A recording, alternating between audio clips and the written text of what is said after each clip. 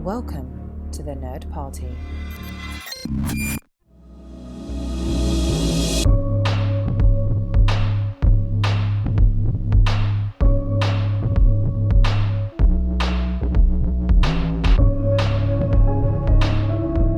Welcome back to Houselights, our director discussion show here on the Nerd Party Network. This week, we're continuing with the house of director Nancy Meyers. It's a big, expensive house, one that none of us could afford.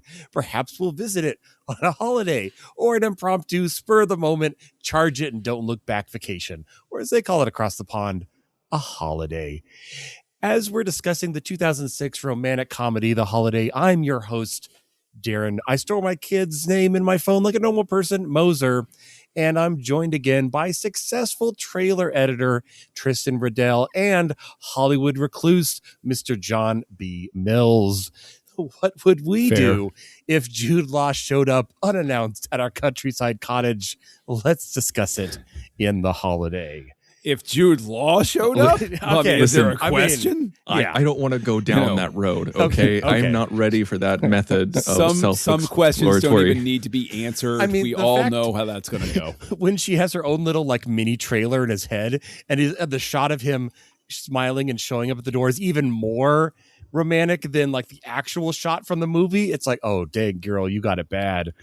So Jude Law is, I honestly, like I watched this with my wife, and as soon as he popped up on the screen, as soon as he popped up on the door, I was like, God dang it, that is a handsome man. He's just so handsome. It's just absurd. Jude Law is the type of guy where it's like, there's no other profession for you than like movie star. Right. Like, what else are you going to do? There's just no point. Yeah, for sure. Well, it's been a moment since we've covered first time watching as far as one of us hasn't seen. So John, I want to discuss on this. So where I'm coming from, we watch this every Christmas, at least. It is one of our favorite Christmas movies. I don't want, but don't feel like you're harping on my buzz. But obviously this was the first time you had encountered this. Yes. Were you ready for the Nancy Meyers house effect to hit you, or did it still stagger? I had a feeling of what I was getting into after the last few weeks. I had a sense for what was coming.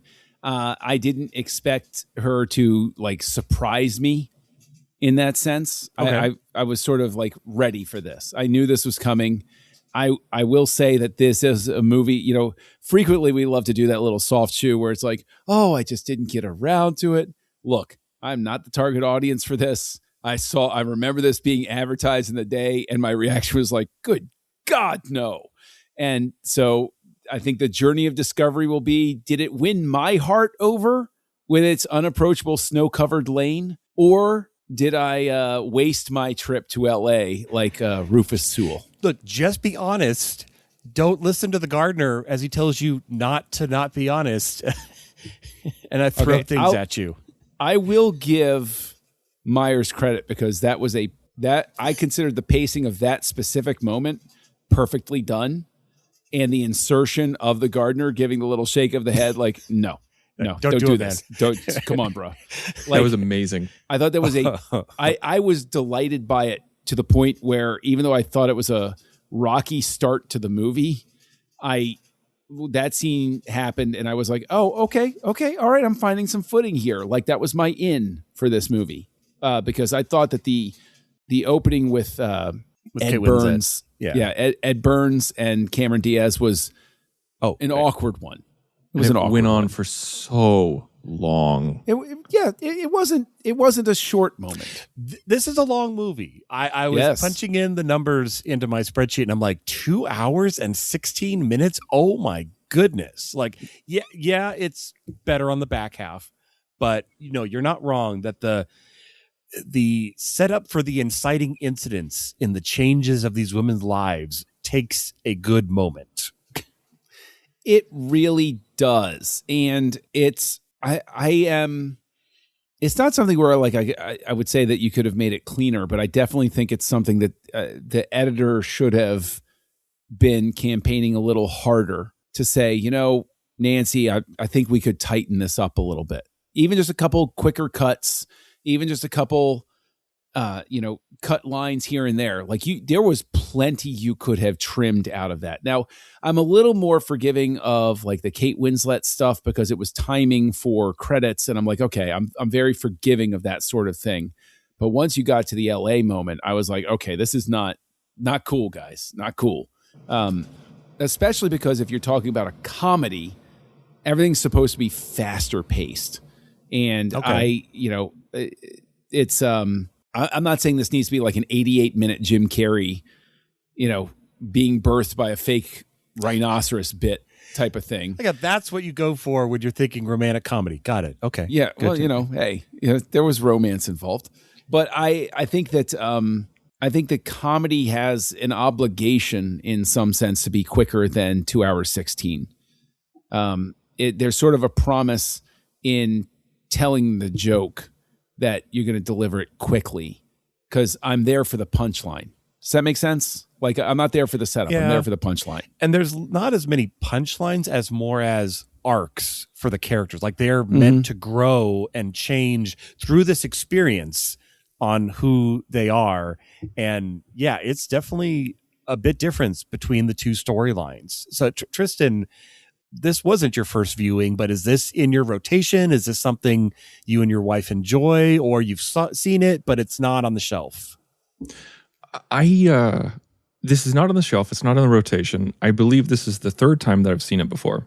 I think that my wife and I saw this in the theater because this came out around the time when we saw everything in the theater, when it was much cheaper and we didn't have kids and we were dating and everything like that. What year did this come out again?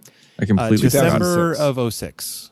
Yeah. That was at the beginning of our relationship. So we saw everything. So I saw this with her. And then I think I saw it again with my parents when it came out on video.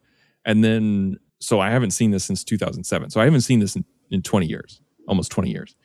And I was surprised at how much I remembered with this. It all kind of came back. Yeah, I feel like a lot of these movies, even I've seen every single one of them, and it was that situation of how much do I actually remember, and then you're watching it, you're like, holy crap, all of this is just deeply embedded in the gray matter.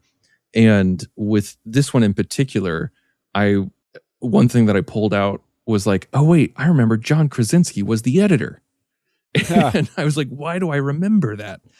And with that fake trailer that they were cutting with what's his name and Mila Kunis, James Franco. Yeah. Didn't think one gonna be enough. Apparently he filmed that at the exact same time that he was filming Spider-Man 3. Like he just walked. He was on one set and just walked onto another, and it was shot by Emmanuel Lubezki, who did Gravity, Children of Men, Birdman. That's wild. Yeah. That's really, really wild. I can say from that trailer that is a movie where I would if I saw that, I'd be like, all right, I'm listening. Yeah. I don't know how good it's going to be, but it's interesting. I love it looks like a hit now, which means this movie is not a hit. It is not a good movie, but we're going to make it look good because we got to get the butts in the seats. I don't know. That's the job, man. That's the gig. And she must be the most successful trailer creative director of all time. Yeah. Well, from what I understand, it pays about $1 million a trailer, doesn't it? Isn't that what trailer cutters make? I think that's what Nancy Meyers was trying to tell us with this movie. What? It was a way for her. She was surreptitiously embedding a message to Hollywood that they should be paying trailer cutters that much because she feels indebted to them for how much they've helped her career. I don't know. Question mark? Maybe. I'm curious though how Joe Hutching, the actual editor, how do you feel someone editing in the editing of your own movie? Yeah, it feels a little. She wasn't the cutter. Like she was the creative director of her trailer company. Okay. Well, that's true. That's true. So she would make more than a cutter. She wasn't the butt in the seat. She was the one behind him telling him what to do. Yeah. I feel like I could do that job. I like telling people what Everyone to do. feels like they could do that job. No, I just mean I feel like I could tell somebody what to do. I like this, That'd be pretty good, right? You sound like every single one of my clients. Well, they must be wonderful people then, is all I have to say about that. But, all right. Well, hey. But before we get into the story, just because it's a refreshing name that we know so well, we again have Hans Zimmer in the score. And we were talking last week about it and not really engaging. I feel, again, probably because I've watched this movie more than you two by score, but I feel that I recognize this music way more. The motifs, the themes, like it actually is a legit score. Yes, you are absolutely correct. Like with Something's Gotta Give, I couldn't give you a single pairing of notes. Yeah. But this one, I mean, I think because one thing that really helps, and this is not a diss whatsoever, but one thing that really helps is that they draw attention to the music because they have a very musical person. They have a composer in the movie. And so it makes you pay attention to it. And so Jack Black's character, apparently this was written specifically for Jack Black because Nancy Meyers saw School of Rock and was like, yeah, I'm going to put him in this. This is where I'm going to give Meyers credit is because, and I know that there's stuff where they talk about like, her reasoning and everything, but there are plenty of directors who would have passed over Jack Black for this type of film because of the type of character he's known for playing, especially up to this point. So I give her a lot of credit for recognizing, that he has a quality. She basically said that like he had more of an everyman quality. Like I could relate to Jack Black as a guy. Like I see Jude Law and I'm like, dang, that's a sexy man. I see Jack Black and I'm like, yeah, okay. Give him a shot. Sure. Give him a shot. Yeah. Yeah. No, I agree. I mean, he's adorable in this and he's very relatable. He's also going on a little journey, but yeah, I mean, we'll get into the duality of these two love stories because they are very different from each other. And yeah, I'd say I don't want to pick between them, but overall, I like the Jack Black, Kate Winslet story. It feels more natural, less forced, we got to get them together by the end of this script. Like if they hadn't and they were just kind of going to be friends and see where it goes, I would have been okay with that. But I liked that story arc. It was really, I mean, besides once I got past the dear God, that's a big house with auto blinds and every DVD known to man, but I will say that I don't know if I liked their relationship the most, but I definitely liked Kate Winslet the most. I think her character and her storyline was the most appealing to me. It's not so much Jack Black and Kate Winslet together as their characters. I think it was very much her journey, her experience, her character was the most entertaining to me. So I feel like her relationship with Miles was kind of just a byproduct of that instead of the main motivator. Like with Cameron Diaz, I feel like her relationship with Jude Law was her entire storyline. But with Kate Winslet, it was very much more to it. Well, because she's also, I mean, sharing that story with Arthur Abbott, the character of finding him and getting him out of his, stuck ways. So she actually has a lot. She's kind of like, I arrived into town and I'm helping everybody I see vibes versus I'm away in a cottage and it's all about me, which is the Cameron Diaz plot more. But John, what did you think of, Arthur Abbott, played by the many talents of Eli Wallach? Just did that. Well, I mean, we were like, what is this doing in my romantic comedy, or we got to throw in a nod to old Hollywood, apparently? Where are the birthing rhinos? What's going on? Well, no, I mean, Eli Wallach is one of the greats, obviously. I mean, it's duh. But I think that his character, and, his interactions with Kate Winslet, I think that there is very much a sense, this played out for me through the film. There's more of a novel aspect to the way this is constructed as opposed to a movie concept. There's very robust concentration on, like giving these full arcs to each character sort of thing. Like it feels more like a book that got adapted than an original screenplay. And I'm saying that in a complimentary way. I'm saying like it's got a lot of stuff, a lot of things firing here. I think that what the Eli Wallach character highlighted for me was this idea that it's like these are two different movies put together and given, a reason to interact, as it were, but it's not necessarily a sense of cohesion. They feel very separate. Like I also liked Kate Winslet's arc, her story, more in the sense that I wanted to spend the time with it, and it felt like the movie did too.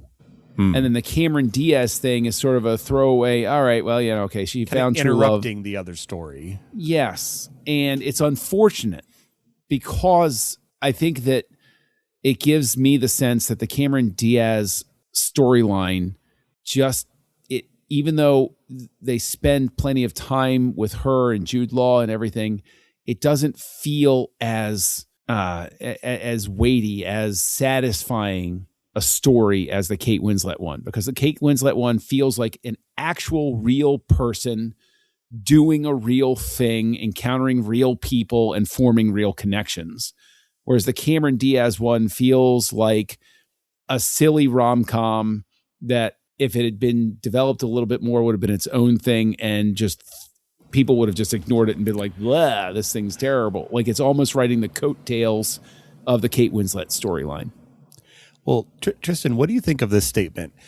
Kate Winslet's story feels like Iris is the main character, but Cameron Diaz's story, it almost feels like Graham, Jude Law, is kind of more the main character. We learn way more about him and then Cameron doesn't really change or develop during her story. Yeah, I think the only time that we see her develop is when they hit us over the head with it, where like, oh, I'm crying. Like they established that early on, and it was kind of like seeing during the 20-minute intro. Yes, yeah. During the 20-minute intro, it was kind of like seeing the cook in the Hunt for Red October. Where you're just like, oh, I wonder why they're showing him, and then you're just like, camera lingered on the crying just a little too long. Yeah, gotta file that and away. So we're like, oh, that's how the movie's going to end. She's going to learn how to cry, and that shows us a visual example of how she's learning to love again. And yeah, it's one of those things where yes, Jude Law's character is much more interesting. He has a much more interesting backstory, where he's brother to Iris. He feels kind of lost because he's a widower with 2 kids. He's not sure if he can love again, and he's kind of philandering around just a little bit here and there, but then he stumbles upon somebody who's house swapping with his sister. It kind of, I feel like The Holiday probably should have been like the story of these siblings. Yes, and the aspect of that, because I'm not a fan of Cameron Diaz, but I feel like she was woefully miscast in this movie. She is by far the weakest link, and I just felt like she was overacting almost the entire time. And because I felt like she was overacting the entire time, like I couldn't relate to her. I couldn't feel what she's going through, because like when you're acting against somebody as charming and as natural as Jude Law is, it makes it feel like she's in a different movie. Like if she was up against Jack Black, maybe that would be a different thing. Yes, I agree with what you're saying on that. I think that just to tack onto that, I don't think that Diaz was done any favors by the art. Like I don't think she had as much to work with as Winslet did. And, according to the Wikipedia page or whatever, she improv'd stuff on set, which I think is great. I'm not going to try to pick out what parts she improv'd or anything like that, but possibly that wound up undercutting in a way something that was on the page that would have been a little more, given a little more development to her. And they didn't realize in the moment that a single line or two here or there would have made such a difference. But I really think that Diaz has not done any favors by her character. Like she's an incredibly wealthy trailer cutter who goes off because she her boyfriend was a dirtbag, right? Okay, that's a very quick setup that took too long to get to. Whereas Kate Winslet, the way her character is written, there's that lovelorn, long-suffering, good-hearted person who just wants somebody to love her for who she is. And there's a guy that's been taking advantage of that. Like there's just so much more meat on that bone just to start with.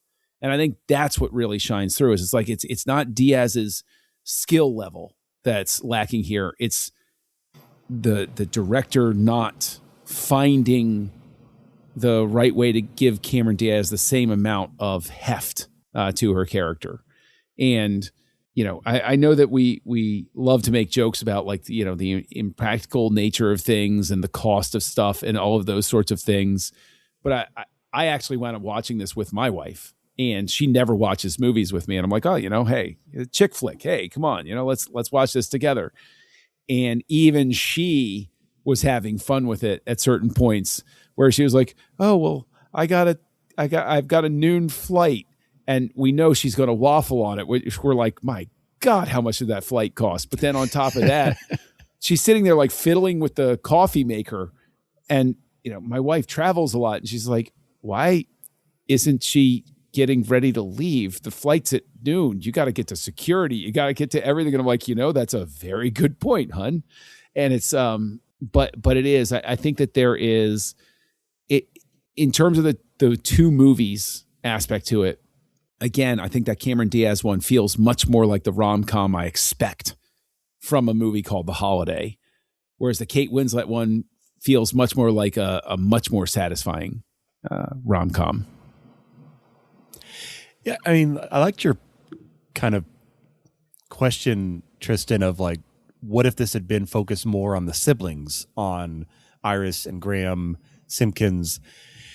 And the whole makeup of the movie is a very interesting take, because you have these two lead characters that need to be interwoven, but they do not meet in person till the very end of the movie. And so it makes the intercutting, like we're saying, interruptions, not like they're trying to draw them together.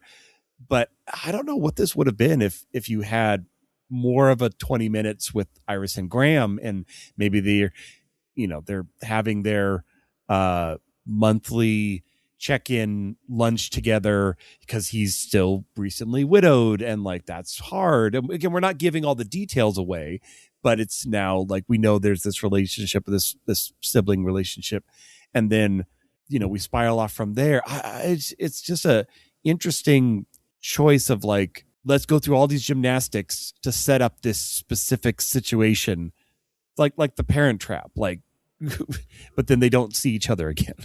But see, you saying right there, they don't meet until the very end. Jog my memory. I don't think there's even a phone call between the two of them. There actually is a phone call. When is the phone call? I think Iris is checking in, and this is after they've had their little. Oh no, I'm not talking about the three-way phone call. I know that phone call, okay. But there's no hey, did you get in okay? Did you get through okay? Did you find the place okay? There's no Well, he didn't even know. No, I'm talking about the two of them. They're doing this house swap. So the first thing I would do would be call back home and be like, "Hey, is my house still standing? What's up?" Calling a neighbor that's "Hey, is there blood in the driveway or anything? Is everything cool?" No, the only phone call is what turns into the freeway phone call, which speaking of which, it's pretty funny. So you mentioned blood. So the website that they go to is a real website, and it was a real functioning website at the time of this filming of this movie. And of course, after this movie, it skyrocketed. It shot through the roof. Everybody wanted to do this. Everybody thought that this was a great idea. And I don't know if it was Ireland or Britain, but the cops had to release a statement to tell people to calm down on doing this and not do this with strangers because of the uptick in identity theft, fraud, and murder. Mm-hmm. Yeah. Which is exactly when she goes on the website. I was like, are you out of your mind? Yeah. That's insane. In a movie, it makes sense. In real life, it's like Airbnb without the guardrails. Like, And also, exactly. like the whole thing, what about tomorrow? Like, I know we're in a movie, okay? I get that we're in a movie and like we'll do a spur of the moment thing, but let's just like, they could have just said ASAP or this weekend, you know, like even something like that would have suspended disbelief just a little bit more. And had Iris talk to her brother and be like, hey, look, I'm going to be out of town for a little while. I think they wanted to preserve the surprise aspect. Yeah, Although totally. getting to that introduction cute. scene with the meet cute, he's like, oh, I've had a bit much to drink, so maybe I forgot because of that. If you're at the point where you're forgetting facts like that, you're so drunk you don't have enough bodily control to knock on the door before you go to the bathroom. I'm just going to point that out, okay? Old pro here. There's no way that, like, he's like, oh, no, I must have she should have forgotten. opened the door and he's like pissing on the flowers right there. I'm saying he didn't make it to the door, Darren. Okay. That's what I'm saying. Is like she hears somebody fall on the front stoop and she Right. calls the cops and she's Pounding like, who the on hell the is this door. guy? I don't care how good looking you are. Yes. If I catch you peeing on my begonias, Yeah. it's not going to go down well. Exactly.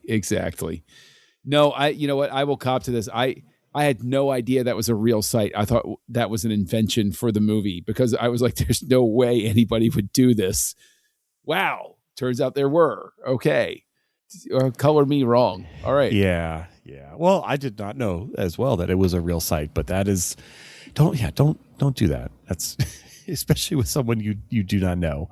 No. That's not a good idea. And yeah, so I mean, we've joked about the money that must be thrown around for the impromptu flights and the getting out to this cottage, but okay, but you have the story. That's right. I was trying to remember my favorite little cameo, and I love the little Dustin Hoffman cameo. It's so funny, and again, it's part of Miles' story, which is just always fun. And yes, everybody who asks me when I live in California is that that's what it's like. We go to Blockbuster and Dustin Hoffman. That's just how it goes. Every single time I see an older movie and the characters are going through a Blockbuster, I just start going down memory lane. I start going down a huge nostalgia trip, like a typical millennial, where I'm just like, oh man, we don't know. We had no idea how good we had it. Like, I still remember how the Blockbuster in my hometown smelled. Like, I still remember the smell of the place. But, the place kind of sucked too. I wasn't a big Blockbuster fan, if I'm very honest with you. And but neither here nor there. It's a cute moment. I got to ask you though, Darren, what is it that makes this a perennial for you? What makes this the movie that you love revisiting so much every year? I will say partly for the Christmas aspect, which I know it's not like at Christmas, but it is, tangentially. We keep it with the Christmas movies. Like we bring those out. And so it's the feel good, my wife and I are watching it and enjoying it together.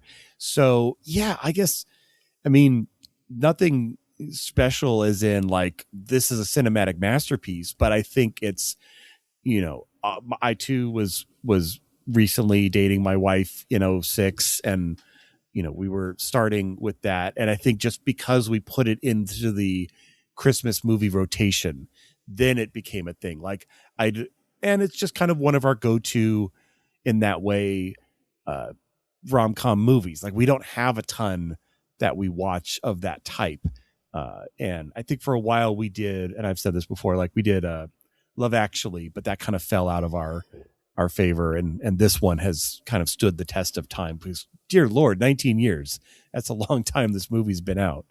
Yeah. Those kids are graduated and off to college by now. I was just about to say, I was just like those, I think I said to my wife, I was like, oh yeah, those kids would be almost 30 now, or actually maybe even in their 30s. I'm not quite sure. But both of us are just like, oh, why did I say that? Well, that just gives you a terrific opportunity for The Holiday 2, right? Let's reboot the series. Electric Boogaloo. The two sisters, they decide to go off and do their own holiday thing, but this time it's through Airbnb and, much safer experience and that sort of thing. And one of them has a wacky time in the islands, and one of them has a terrible time in, Canada. Sure. Let's say Canada. That's fine. Something like that. Or we could throw a little road trip and they all are in a giant motorhome, because I want to see these characters actually interact with each other. I think that was something that, especially by the end when they're all together at Christmas, that is like, okay, this could be really nice. I do want to say that, they're, again, just like we were talking about with Something's Gotta Give, how I can fixate on weird things. I get it. In the beginning of the movie, the guy driving the car says, "Oh no, I can't get down there. There's no way for me to turn around, et cetera, et cetera. You got to go in your heels," which of course spurred an instant conversation between myself and my wife where we were like, why is she wearing heels? Hasn't she ever flown before? You don't wear heels when you're flying. And that was a very big point of contention. But then later in the movie, as they're leaving after he picks her up in front of the cottage, she then has him turn around and go back. And I'm like, okay, hang on a hot minute here. Was he just being the plot is established. Yes, this is not possible. But now... Was he just being like a massive a-hole in the beginning because he didn't like her? Where he's like, no, I can't take you down there. But she's then at rich. the Why end, didn't she shove a couple 100-pound notes in his hand and say, I bet she can turn around? And he's like, I will find a way. There you go. There you go. Maybe that's what it was. Maybe she called and she said, I'll pay you even more or something like that. I mean, obviously they're highlighting the kind of fish out of water. I'm away from the city. I'm in the country. Like, that's what they're pushing. That's the whole heels, the dragging the matched luggage up a snow lane. Like, yeah, we look at that and that's quaint. And we're supposed to feel like, oh, she is out of her element. And, she kind of is, but they're double downing on that. I would have had more fun with it and kept that plot point intact. But that's maybe a discussion for another time. Yeah. I was just saying. Don't have time for it with the immense runtime of this movie to fit anything more. You just have her walking to go meet the car, and then she starts crying, and the car shows up, and she's crying, and he's like, "Hey, what's wrong? Was your vacation okay?" And she's like, "Oh no, I want to go back." Blah, blah, blah, blah. And he goes, "Get in, I'll take you there." And she goes, "But you can't turn around." He goes, "I'll worry about that later." And then he drives her up, and then we have this big heroic thing, and the guy's not an a-hole anymore. Okay, right, there, like boom, I solved it. This is the point we got to fix. Okay, there you go. I need a special edition right now. We'll fix it with AI. Out of all the things that we talked about, this is the one. This is the one that needs the special edition. There you go. Exactly. Now, well, and to your question about, what kind of resonates this with me, I mean, the Graham story is actually really touching. Like, seeing a character that's a father, and like, it is rare that we see a movie where it is a father and his kids and there's no mom. And I like that it's a widow situation. I mean, I'm not saying I'm glad the mom died. That is not what I'm saying. But I'm saying I like that it's walk not, that one back, Darren. But I'm like saying it's so many times we see when it's a single dad, there's not a good reason. It's, cheating or infidelity, or, she's not nice or anything like that. He only has him for like a weekend every other. Right. So this was nice because, that's kind of new. That's refreshing that this is in this movie. And it presents some challenge for the character to overcome. And I think the phone names is kind of funny because that's, again, most problems in Hollywood movies can be solved with just clear communication. But why communicate when you can assume? It makes it so much more fun. Oh, yes. Yes. I agree with you, though. Jude Law, like, it's weird that it's so rare to see like a functional, not comically inept father in any situation, but then also to have it where it's like he seems like a decent guy and he can care for children in a nice and confident way. Like, it is one of the more charming aspects of the film. And I think that it again shifts weight in the story. Like you called out earlier, like, his character winds up interesting enough that I want to know more about. I want to spend more time with him anyway than somebody who is ostensibly one of my two leads. And it's it's weird because it's that balancing act. I would ask both of you, either one of you who wants to answer, like, should they have introduced that element earlier so that they could have had more time to quote unquote become a family or have more of that sort of dynamic developing before the end of the film? No. Okay. No. Yeah, that's fair. No, I think it was just the right amount, what we got with the family. I don't want to, it's not that it's not a good idea. I think it's just, then all of a sudden it becomes, that's the story. Right. Mm-hmm. It can drown out the plot really easily. Right. Where it's just like, oh, how does she fit in? Like, is she going to be the new stepmom? You know, like what if the kids like her? What if the kids don't like her? That's tomorrow movie's problem to figure out. Not today. Sure. I'm just thinking in terms of, I'm not like drastically earlier. I'm saying like a scene or two earlier, just so that it can be even a conversation of like, I'm really starting to get attached to everybody. I've got to leave before this becomes a problem, sort of thing. And then that's why she breaks down at the end, is she realizes that somehow, purely through luck, she didn't just find a way to heal. She found, a way for her to feel more complete as a person and not just a trailer cutter who is wildly overpaid. Now, before we get to our ratings, I want to at least touch on who is probably the villain of this movie, Rufus Sewell. He's weighed and measured in this. My goodness, what a jerk. Like there's so much relish in that moment when Iris gets her gumption and tells him off and just shows him the door, because every scene he's in, you're like, this guy, he better get his comeuppance because he is so sleazy. It's so fun. I expect better from Fortinbras, honestly. I mean, that's sorry, it's a Hamlet joke, everybody. Came out about 10 years before this. Okay. Yeah, I will be honest with you that Rufus Sewell, I would have been perfectly fine with him, that character, either having a substantially reduced role or not being in the movie at all, really, and just referred to, because that's screen time I didn't think was necessary. It was such an interruption extra, in another way. Yeah, it was such a thing. And like when he shows up on the doorstep, I was like, ugh, we got to go through this. Okay. Okay. It was just sort of, it belabored the point for me. Are you saying it's kind of like Cameron Diaz's boyfriend showing up again later? Like there's no reason for him to come back into the story. We dealt with this. We're done with you. You can move on. I mean, I will say on paper, I see the point of him showing up because it gets the telling off. Like she gets the catharsis, not on the phone, not later when she's back in London. Like, they are kind of setting the stage for that to happen. But, like we've said, there are a lot of interrupting story plots in this of the Kate Winslet story. And in a way, even though he's part of her story, he is kind of interrupting. I could see that. Well, I can also say that I struggle a bit with the Eli Wallach character too.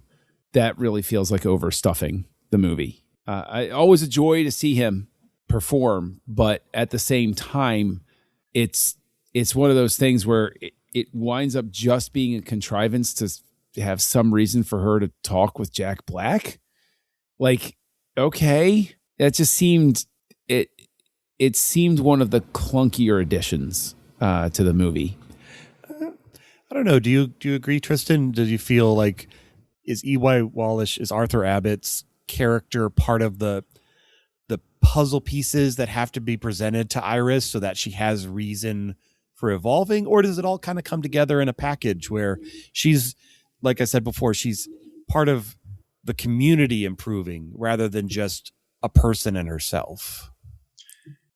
I think I'm leaning more towards the latter of what you just said, where she's helping out everyone she knows, and by helping out other people, she's helping herself. And I like the Eli Wallach scenes, and I because I like him so much, and I like their interactions.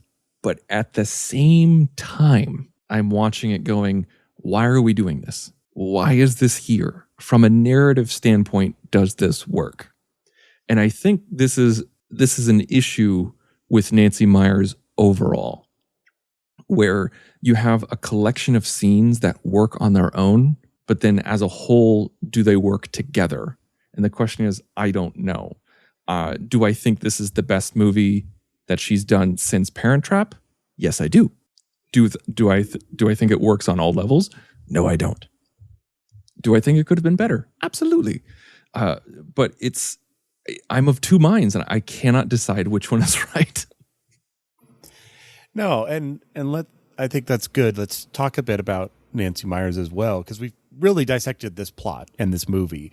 But and I mean, we're joking how, well, it's obviously a Nancy Meyers movie because her protagonists live and with a vast fortune to spur the plot of the movie on a whim, which, yes, we see. But I will say, it is, I could definitely see Meyers in this. Like I'm starting to see the pattern, not just in the money thing, but also in, how is one of those directors that is mini arcs or mini scenes that work on paper, like you said, but getting them to tie together is still the difficulty at times. And I mean, I could name several Something's Got to Give scenes that work on paper, but does it all flow together?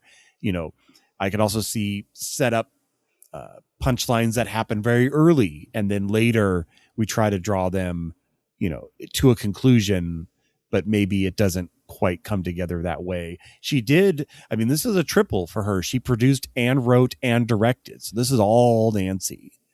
Maybe she went on a holiday in 2003 and really wanted to talk about it. Well, I think that Meyers, if I see a pattern, I think we've all identified it, that she does these fantastical setups, and it varies from sitcom level to more intricate. I think that she is very fortunate in having Dean Cundy work with her as her obviously preferred, DP. And I think that of the movies that we've watched, I think this is the most visually pleasing to me of the four that we watched. I really enjoyed how this film looked. Like there was real warmth to the color schemes when she was walking with Jude Law or hanging out in the pub or something like that. I felt warmth when they were in the tent. And that the thing is, it may seem like, oh, well, yeah, you just put this light up there, you put that light up there. No. There's a cinematographer sitting there saying, I know what the human eye is going to respond to in terms of what they feel like that looks like, as weird a statement as that is, right?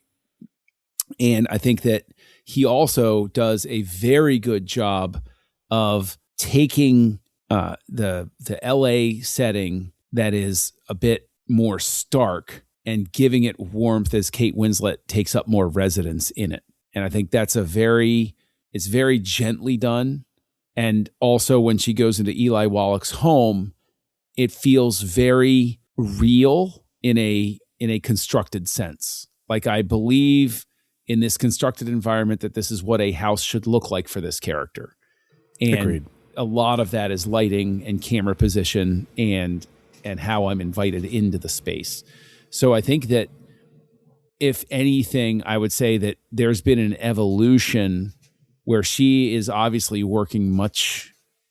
She and Cundy know how to talk to each other completely clearly by this film. I'm not taking anything away from anything else, but like if I look at What Women Want, and then I look at this, and these are, two people who've been working together for a long time. I'm like, oh, I see where you guys went. I see the journey you guys went on. And so I think that this, in terms of her evolution as a director, I think her visual sense is much more refined. I think that what I wound up struggling with still in this one was the way she puts the script together and then the way she edits it in post. Like it's there are 3 stages to making a movie, obviously, all of that type of stuff.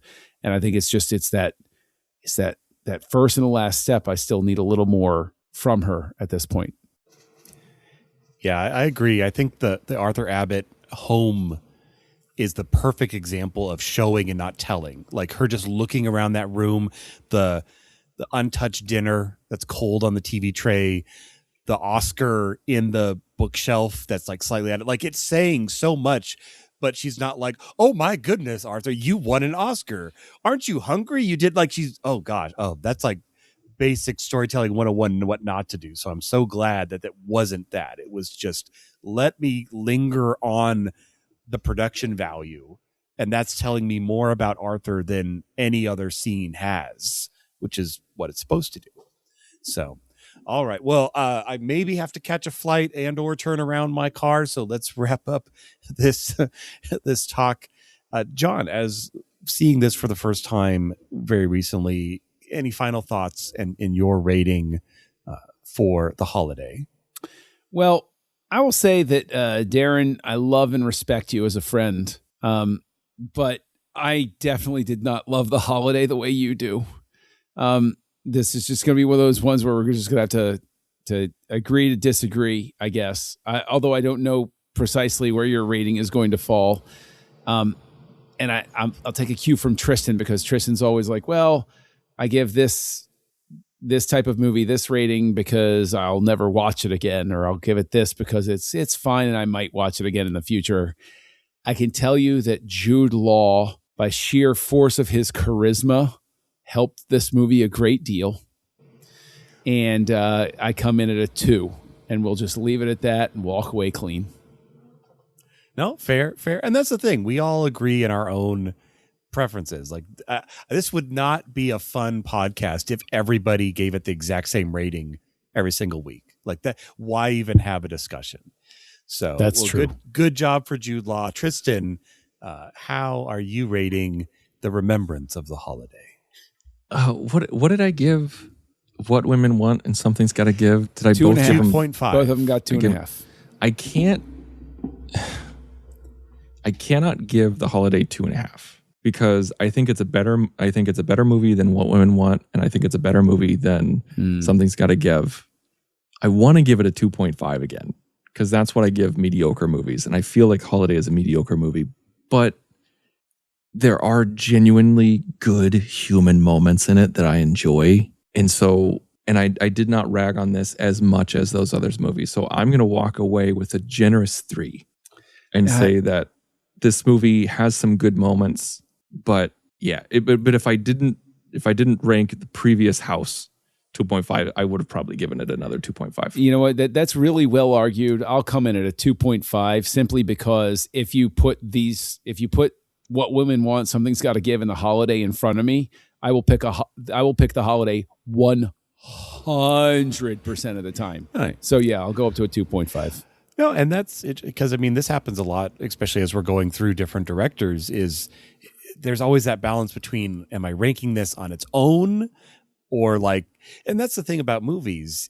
I mean, I could walk up to my shelf of DVDs and be like, oh, I really feel like this. But if I'm having watched 20 action movies in a row, maybe it's not, for the cards today.